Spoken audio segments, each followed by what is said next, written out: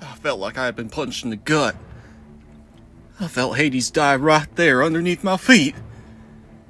But then he got up. I still can't believe he just got up! Welcome back, Warpugs. It's time. We've discussed the boy that was Bast, a young man doing everything he could to survive the destruction of his life, not just once, but many times over. We've talked about the man who put on his sash of office and had gone to the world of Mythos, standing up and taking the mantle of responsibility, owning his decisions and being the examples that others strove towards. We've talked about the old man, who recognized the failure of others not as a mean to advance themselves, but to further the cause of the Imperium. Perseverance turned him from a whimpering child to a man who denied a demon, who stood up against the most powerful man on a planet, who stayed alive. Perseverance had taken him from the earliest memories to where he now stood. Armageddon needed a hero. It needed a symbol to rally behind, or the entire planet was doomed.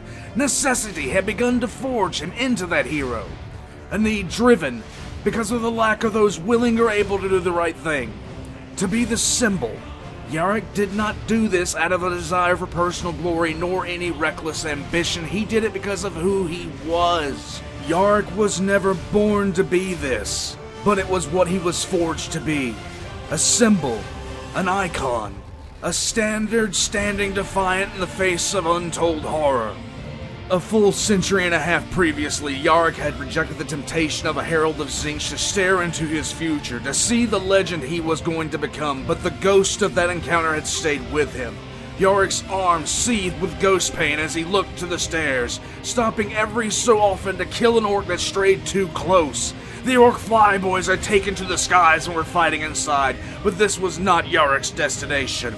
As Yarrick closed in on the massive figure standing inside of both armies on the wall, he heard his name being roared, in both praise and challenge. Coming to a stop on the wall, Yarrick looked to the side to see Colonel Helm, alive but battered and bruised, bleeding at the feet of the figure standing there. Fighting seemed to simply stop on both sides of the war as the humans watched their newfound hero, and the orcs watched their war boss, a lieutenant to Gazgul Mac Uruk Thraka. The commissar had a bolt pistol and a sword.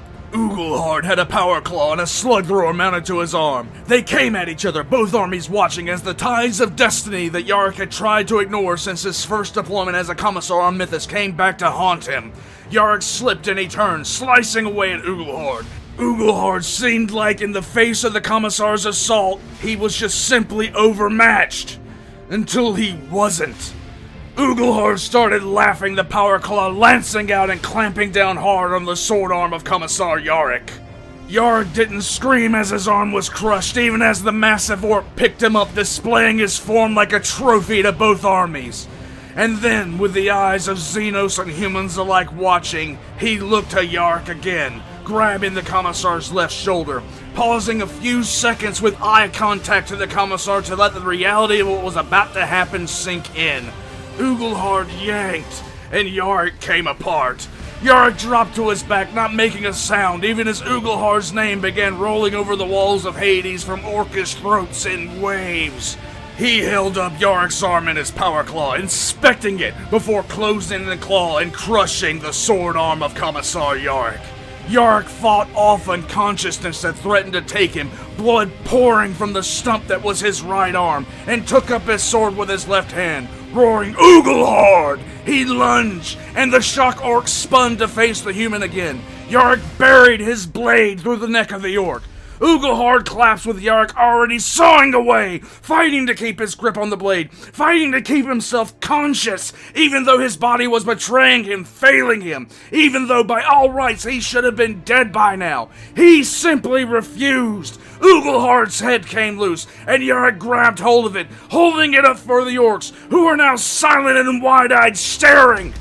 There, with every greenskin face upturned to them, he glared pure hatred and righteous fury down at them, standing there with one arm, a human that should be dead, holding the head of someone they had all feared. Glaring with wide-eyed righteous contempt, he made sure they understood what he said, roaring at them in a voice that dripped with venom in their own orcish language. I am Yarrick! I look upon you and you die! Then, as the humans looked on, he switched to Gothic. Do you see, Golgotha? Hades will never be yours! Here's where we stop you! Here is where you fail!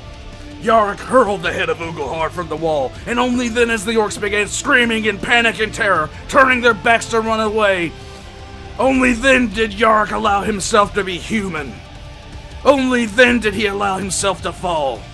Only then did he give himself the luxury of passing out from blood loss. Commissar Yarrick the man was dead. The legend had just been born. My God, I need a cigarette after that!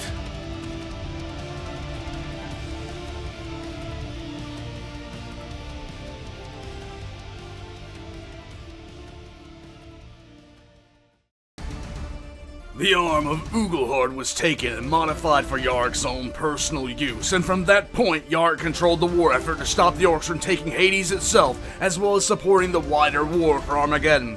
During a brutal firefight a few weeks later, he lost his eye, but after overhearing that the orcs fully believed that if he stared at them hard enough they'd die, he had his eye replaced with a laser bionic, which was called the Bale Eye, which fully meant if you breathed wrong and the commissar gave you a hard glare, your skull would pop like a balloon.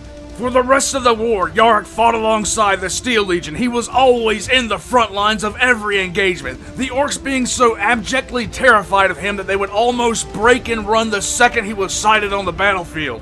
Yarrick had used the time before the siege well and continued to do so. Anytime he could fly supplies out to the other hives, he did. The good commissar flew shipments to any hive in Armageddon Prime that was still resisting, while at the same time trying to keep Hades alive and fighting, which was no mean feat considering the lack of preparation in general.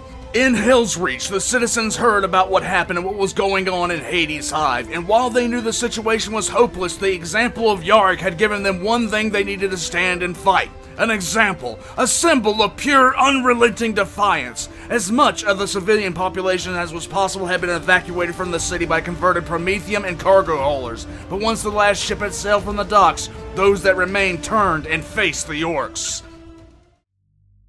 Hell's Reach's defenses, although already breached, sundered, and almost destroyed by Hermann von Straub himself and the Hive, all but lost, reached a fever pitch that was downright fanatical. Civilians were strapping explosives to themselves and diving from building rooftops directly into the orc lines of assault, using dead man switches to do the most damage. Crane drivers were welding plate steel to seal themselves in, and using the cranes to attack gargants. Truckfuls of explosives were loaded, welded, sealed, and then driven into the advancing orcs, only detonating when the driver themselves was cut out of the cab and killed. The orcs had run up on Hell's Reach and were trying to run its fade, but it was going so badly that the orcs themselves started to flinch. Each and every civilian and guardsman left swore to make the orcs pay for every inch of territory they took. Civilians attacked the orcs using improvised weapons, cutting pipes off of the hives themselves, fashioning them into spears, axes, and clubs. They attacked the orcs and sold their lives viciously, with even the orcs themselves wondering if the death toll that Hell's Reach was exacting was actually worth it. The story of the fall of Hell's Reach is full of incidents of absolutely insane acts of heroism and suicidal bravery. Finally, as the last day dawned on Hell's Reach in the Second War of Armageddon, a psychic attack was unleashed by the orcs using a massive number of Weird Boys, the orc equivalent of Psychers, which was the nail in the coffin for the defenders of Hell's Reach. When the orcs entered the city, there was nothing but a ruin, with carpets of corpses, human and orc alike, and few surviving humans whose minds had been completely burnt out by the Weird Boys' assault. The orcs had taken Hell's Reach, but it was a Pyrrhic victory at best, and they were not Astartes defending this hive. They were just humans, in rags, in robes, wielding whatever came to hand. They died not to defend the hive, which they already knew was lost. They died to make the orcs pay. They died to punish the orcs as much as they could. At the end, standing in a literal graveyard, the orcs looked at the avenues of the dead and the losses they had taken and asked themselves if it was actually worth it. Let me rephrase that. The fight against the humans of Hell's Reach was so traumatic, it gave the orcs PTSD. And what was the Overlord of Armageddon doing at this time? I'll give you a dramatic reenactment.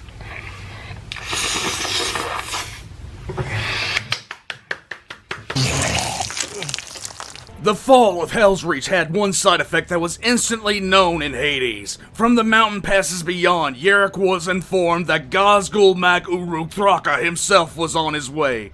Yarrick faced off against Gazgul in the defense of Hades and fought him tooth and nail, dedicated to never underestimating the Orc Warlord again. For every attack Gazgul made, Yarrick had a reply. Commandos were dropped on high spires only to be attacked by hidden hive gangers waiting in ambush. Entire attack wave of Gargants would be destroyed in detail by tunnels delivering mines right underneath their feet.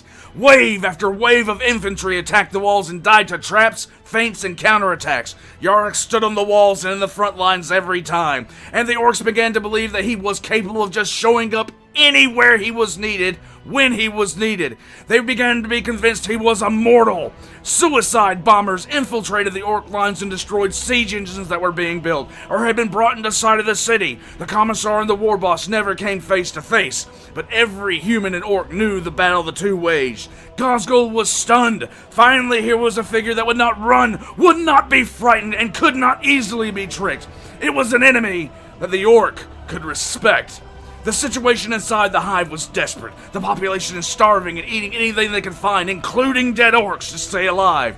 This situation persisted for months, and every day the commissar would stand against the war boss and drive the horde back. Damn it, I love this man! I absolutely love this guy! At this point, I think I need to summarize once again. The orcs had landed and taken the entire continent of Armageddon Secundus in under 3 days.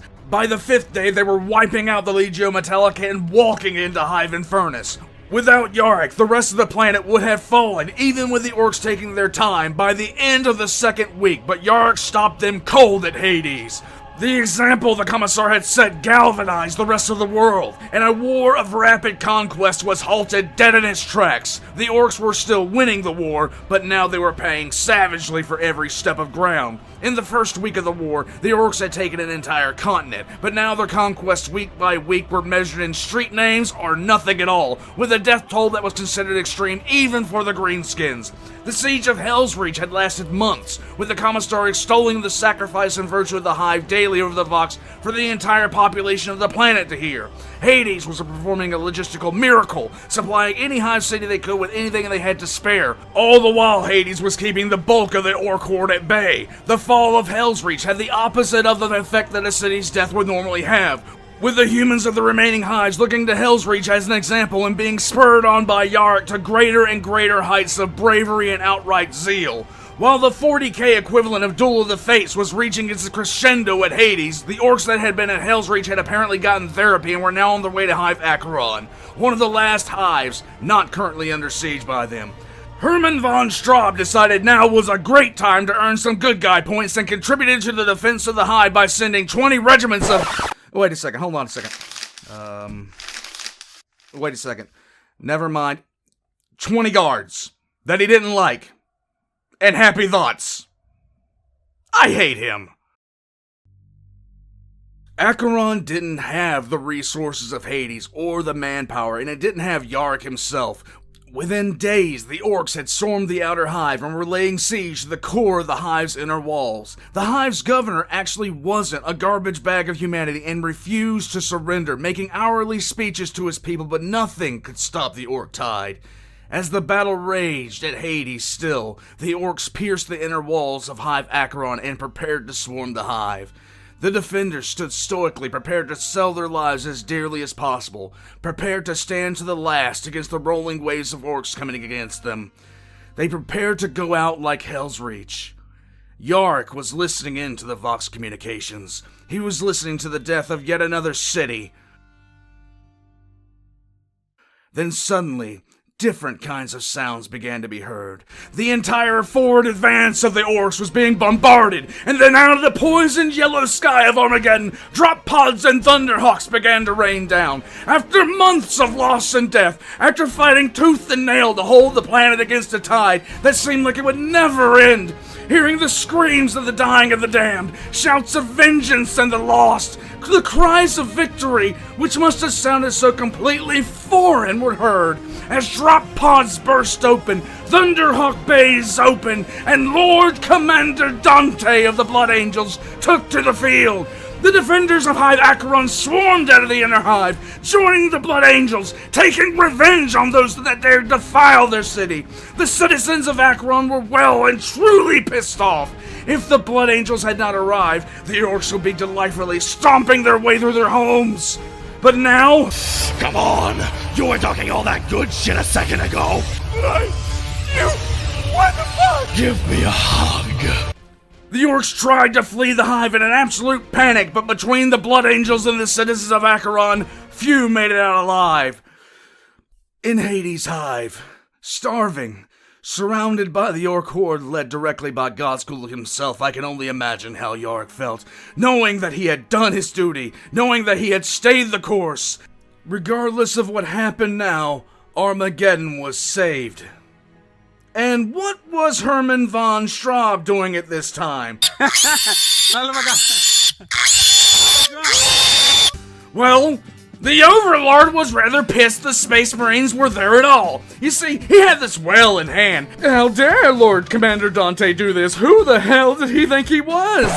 Well, Dante had taken a look at what had happened up to this point and put the great Girthy one on house arrest pending a trial. And when he laid down the charges for the hog beasts, the size and scale of them caused von Straub to jump in a speeder and run like hell. Flashback. 43,339 counts of incitement to violence. 38,174,639,274 counts of biggest murder. 22,398 counts of insurrection and treachery. 211 counts of unholy insubordination. 2,238 violations of imperial decree. 99 counts of evasion of duty. 39,492 counts of larceny.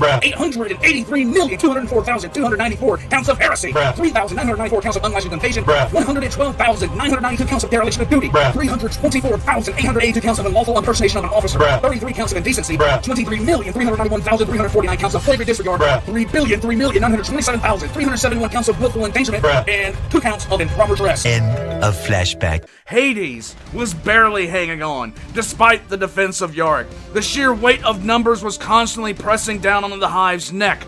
Lack of food and supplies was reaching a peak, and as the Lord Commander redeployed to Tartarus to attack the orcs which had breached the hive and were overrunning it, Hades began suffering setback after setback. Months of stretching the meager supplies of the hive had finally reached a breaking point, and guns began to go silent. Food was non-existent, and any medical supplies had long been exhausted. At Acheron, the Blood Angels' forces were joined by the Salamanders and the Ultramarines when the 3 chapters pushed the orcs out of the fight. Within days of the Astartes arriving, the orcs were being shoved back. It was then the Astartes turned their attention to Hades. Hades had held out against the largest orc force the galaxy had seen since the War of the Beast for months.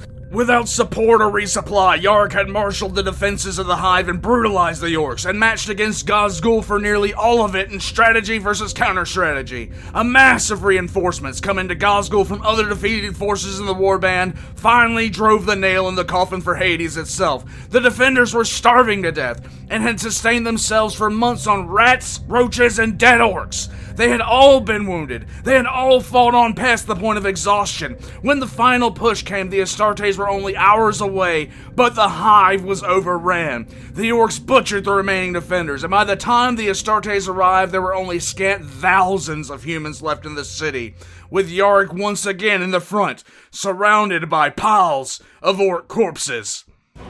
Yarrick had held. Despite everything, despite every odd, every horror the orcs could throw at him, Yarrick had held. As Lord Commander Dante arrived in Hades Hive, the good commissar, so wounded he could barely stand anymore and so starved he was completely emaciated, finally sat down. Lord Commander Dante took over ground forces on Armageddon, and during this time, Yarrick was being celebrated as the man who had saved the planet from falling into the hands of the orcs. His name was spread to every corner of the Imperium, and finally, the good commissar could rest and be content that he had done his best, that he had done his duty, and done it well. He could retire to a nice little training post and eat bacon and eggs every morning for breakfast, celebrated for his heroism and given respect that bordered on pure worship from a thankful Imperium. I will look for you. I will find you. And I will kill you.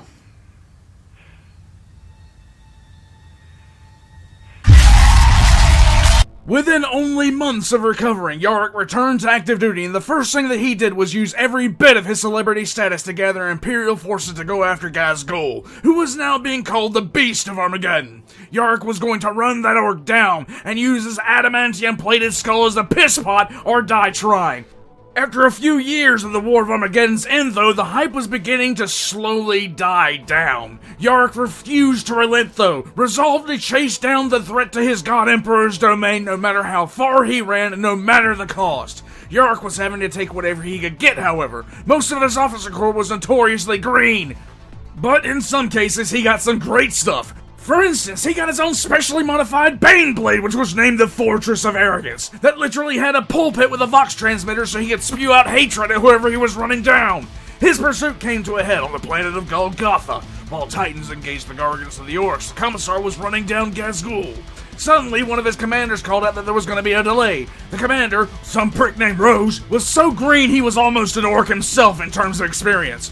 Stopping his convoy, Rouge was trying to solve a problem, only to find his position absolutely swamped by orcs in their millions. Ghazghul had been a very busy bit of fungus, and Yarrick's entire position was under assault. When trying to withdraw, Yarrick saw that the Titans in the distance were being bombarded from orbit. Typically, this is a cause for massive amounts of alarm. This raised a fair amount of questions that were answered by the fact that a Space Hulk had pulled into orbit. This is a bad sign, and only got worse when the topography started literally pissing orcs. The ambush was total, and barely anyone made it off the planet alive. Colonel Helm, who had stayed with Yarrick to chase down the Beast of Armageddon, was ordered by Yarrick himself to lie to the men to get them to go off the planet because they wouldn't leave without the commissar. Yarrick himself was thrown off the Fortress of Arrogance when it drove right into a Gargant and fired all of its cannons. The force of the blast disabled the Baneblade and destroyed the Gargant. Yarrick himself was thrown against the tracks of an orc battle fortress, and his greatcoat was caught in the wheels, with the fortress itself coming to a stop. It was there, pinned and barely able to move, surrounded by the worst defeat of his career, that Yarrick came face to face with Ghazghul.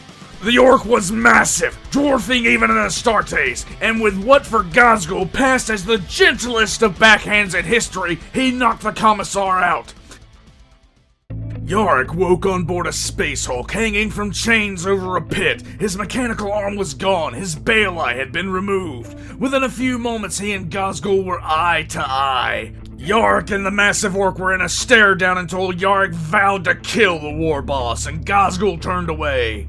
One of the other orcs, thinking that for some reason this gave him permission, tried to attack Yarrick, but was promptly informed of his breach of decorum when Ghazghul snatched him up and crushed his neck, tossing him into the pit.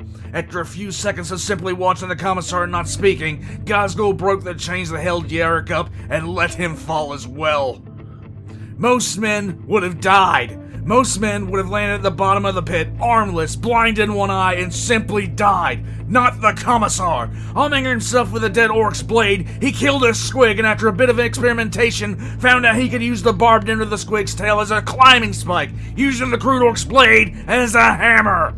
He then took his new blade and went off to commit an ecological war crime. Tail after tail, nail after nail, he climbed the side of the pit, becoming so taken with the task that he kept going without ever looking up. By the time he was finished, he had made the local squig population an endangered species. He had made a ladder out of squig tails all the way to the top of the pit, and without a word, he came out of it and slaughtered the two guards that were standing there. His escape plans were thwarted, however, and as a mass of orc guards subdued him, he heard Ghazghul's laughter. He was taken to the slave pits and thrown inside, but it wasn't long before he organized a rebellion due to the lack of union wages. Rouge, as well as a medical officer, were his chief lieutenants, alongside someone who he would most likely have killed outright at any other time. One of the prisoners, Barrowman, had seemingly betrayed everything humanity had stood for, and was a guard for the orcs. He was given a larger cage and more food, and insults were hurled constantly at him, but he took it all in silence. The good commissar did a quick mental calculation and decided that Barrowman would be better off past tense. He got his chance when he snuck up on Barrowman, who was beating an old man, apparently for being old. Even as Yarrick raised a glass shard to kill Barrowman, he heard him whisper a question to the old man, who responded back in what Yarrick could only understand as a joyful expression of thanks.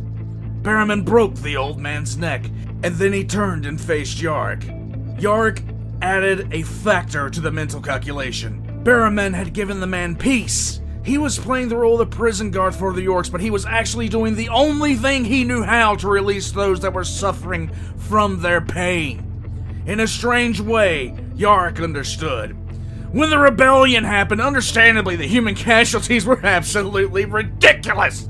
A bunch of starved slaves weren't going to stand up to the Orcs on their own ship. The goal was to get away, warn the Imperium, and prepare them for the war that was to come. And hey, if on the way out they got the chance to piss on Gazgul's favorite hair squid, good on them! Guided by a man who possessed an eidetic memory, they closed in on a hangar with a lighter that was, the last time they had saw it, functional. They kept running over the corpses of past guests of the Orc, and at one point I swear I saw something about a poker room with a skeleton waving at them. The remaining humans came to the hangar and were mid-plan, when suddenly an Orc with a long rifle and a scope fell from a high-rise and landed flat on the ground. An Orc sniper, if you will. Well, apparently they exist. I'm just gonna go sit down now. I think my brain just imploded. Yarrick convinced himself that the Orc had simply fallen, but all the while he felt the phantom of a shot that had never come.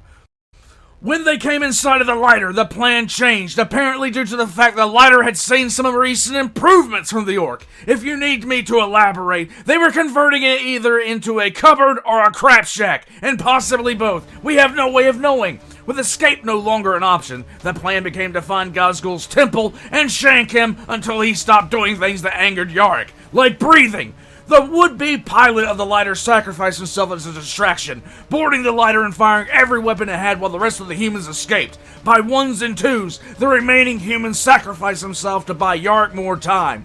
Finally, it was just Rouge, Barrowman, and Yarrick.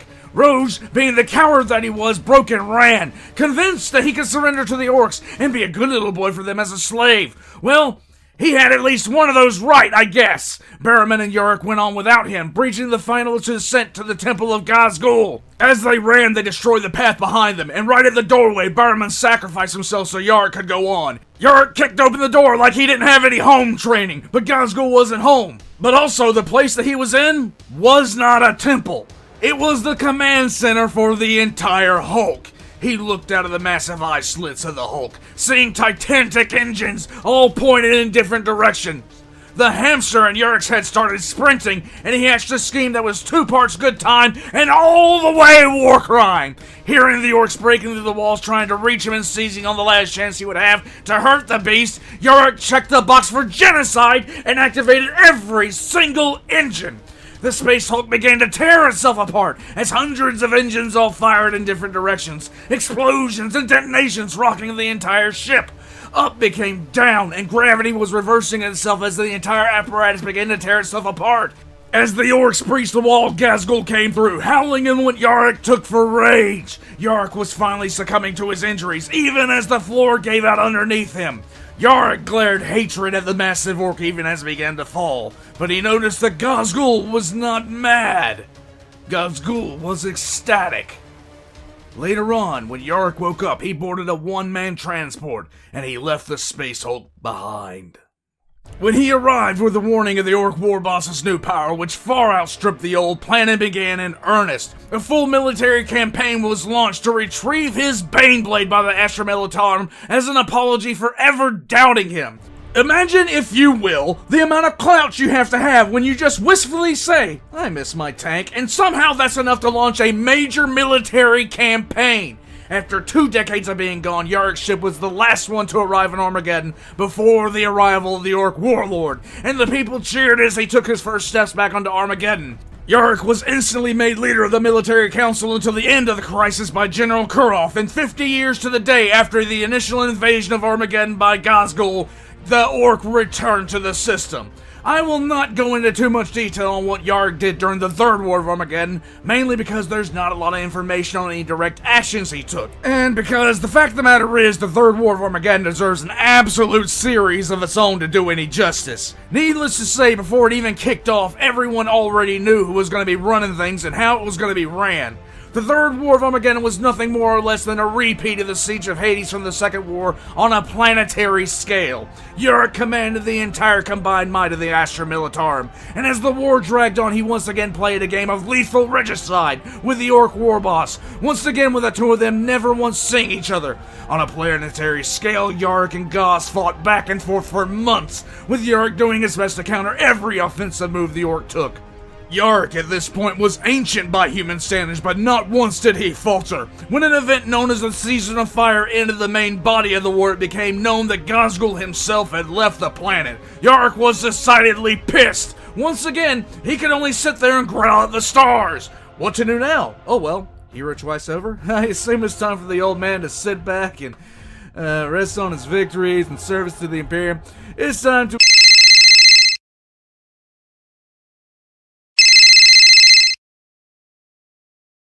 Hello, this is a prepaid collect call from...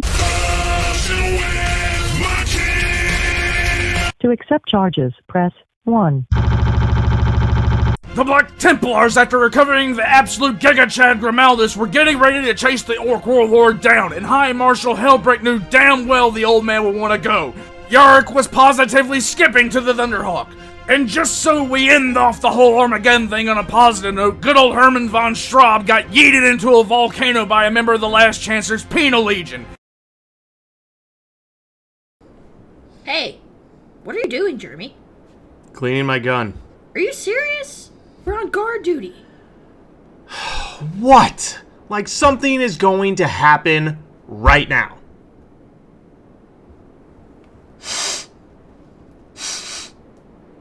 Do you smell bacon? The whole planet smelled like crispy bacon for months. A marked improvement. Yarrick set off immediately, and his influence ensured that every single ship that could come with him did. The Black Templars hunted the Orc war boss down, finally cornering him in a region of space known as the Haunted Gulf. The combined Black Templars and Imperial Navy fleet decimated the Orcs, reducing the fleet down to Ghazghul's flagship. Yarrick was preparing to board alongside the Black Templars to give the war boss a token of his affection in the form of a bolt shell to the brain, or 12. Suddenly, a wave of green energy erupted from Ghazghul's kill cruiser, disabling the Imperial ships. Yarrick could only watch again as somehow Ghazghul vanished into the warp. Yarrick's level of pissed off was so extreme it broke the gauge because once again, Ghazghul kept on leaving before Yarrick could express how he really felt about the big clump of fungus. Yarrick has for centuries been at the forefront of every engagement he's been in, following the creed and the code of his responsibilities to the letter. He didn't seek the role that eventually fell to him, he took it on with the strength, devotion, and yes, humility that he bore throughout his storied career. I knew from the first mention of him I wanted to know more, and that for some reason this man spoke to me. His story spoke of discipline, truth, and most importantly, perseverance in the face of hardship. At any point in his life, he could have laid down and died, and no one would have ever faulted him for it. No one except for him. He held himself to a standard that was simply impossible, and he fought against complacency. His duty to him was everything. His service to the Emperor was all. He never shirked from responsibility. He never backed down from the horrors that he faced. When faced with the impossible, he found a way to make it possible. When no one else would step forward, he did. When no one else was willing to do the right thing, Sebastian Yarrick did it for them. He took no pride in this. He took no pride in the fact that he was a hero of the Imperium, save for the fact that he had done his duty. When the Imperium was on the verge of being brought to its knees, an old man stepped forward and fought back the darkness. Even when his reputation was at risk, even when his life was threatened, even when it cost him an arm and an eye, Yarrick kept going. To him, safeguarding the Imperium was all that mattered. For the sake of the Imperium, for the sake of humanity, he endured. He persevered. But of all the honors and celebrations in his name, of all the ships and stations named in his honor, there was only one event that sticks out where Yarrick's character, his will, and his tenacity in the face of overwhelming odds was put on display. Those of you familiar with how Yarrick got away from Ghazghul might be wondering why I didn't mention what happened when he woke up after trying to destroy the space hulk he had been imprisoned on. Let me tell you that now. Yarrick woke up complete, feeling his power claw had been reattached, and as he opened his eyes, his bale eye was back in its place. He sat up in a room of horrors. He was still inside the Space Hulk. What shocked him was that his eye and arm had been reattached correctly, and with great care. Slowly, he walked to the door and opened it. Howls of abject jubilation greeted him as the orcs that had waited on him to wake up roared their approval, and Yarrick began to walk. The orcs were celebrating, standing in the wreckage of the hulk that Yarrick himself had nearly destroyed. They lined the halls in their thousands, cheering on the old man of Armageddon as he walked in a line that the crowd of orc bodies was leaving open for him. Yarrick had seen more than enough parades to understand that he was on one, and he was the one that the orcs were celebrating. He walked the corridor, taking part in, as he put it himself, the most obscene victory parade of his life. The Hulk was in shambles, barely kept together, and Yarrick knew just enough of it had been rebuilt to put on this spectacle. His victory, his demonstration. After some time, after walking through the halls upon halls of orcs, he entered a launch bay. And there, standing on a platform that held a single small in-system shuttle, was Gazgul Mac Uruk Thraka. The massive orc waited for him at the entrance ramp to the shuttle, and even as Yarrick came close, the huge war boss leaned down to come face to face with him. Gazgul spoke to him, not in Orcish, not in Low Gothic, but in High Gothic. The war boss congratulated Yarrick on a good fight and said that Yarrick was his best enemy. He released him, telling Yarrick to go to Armageddon to prepare for Gazgul to come back to the planet. As Yarrick boarded the shuttle, he found out that there was a pilot there. Roge, who had run away like a coward and tried to submit to the orcs, had run directly into Gazgul and had promptly betrayed Yarrick by telling the war boss where the commissar was. Gazgul had rewarded him for this betrayal by handing Roge off to his best Mad Doc, who turned him into a fully sentient and aware servitor. Yarrick left the remains of the Space Hulk, leaving the cheering orcs behind, and leaving Gazgul. Yarrick's greatest enemy, the one who Yarrick had denied victory to, the one who he had almost killed time after time, and had just destroyed his Space Hulk and killed Emperor alone knows how many of his men, had thrown Yarrick a victory parade, and forced the man that had betrayed him back into his service. After the Battle of the Haunted Gulf, there is only one other reference to Yarrick, and when I heard it, I just stared at the article and bit back my fury at what I was reading.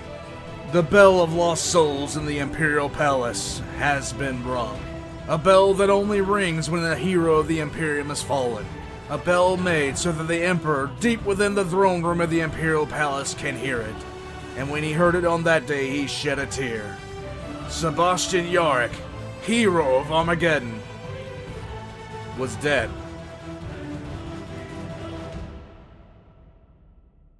Or is he?